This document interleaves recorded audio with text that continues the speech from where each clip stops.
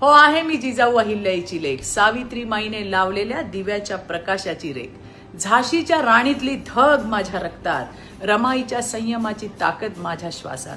हो आहे माझ्यात अंश त्या प्रत्येकीचा, पण समाजाकडे अभाव दृष्टिकोनाचा.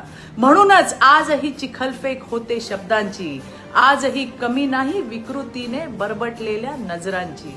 गंमत माहितीये, जे करतात चिखलफेक त्यांचे सोशल मीडिया अकाउंट जाऊन करा चेक.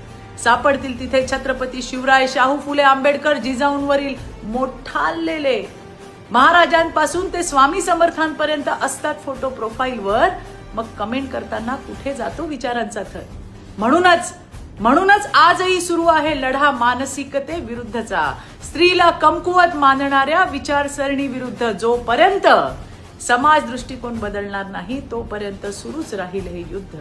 तोपर्यंत माझ्यासारख्यांवर राहील जबाबदारी, जिजाऊ अहिल्याई, सावित्रीमाई, भीमाई, रमाई पुढच्या पिढीपर्यंत पोहोचवण्याची नव्हे, ती घडवण्याची.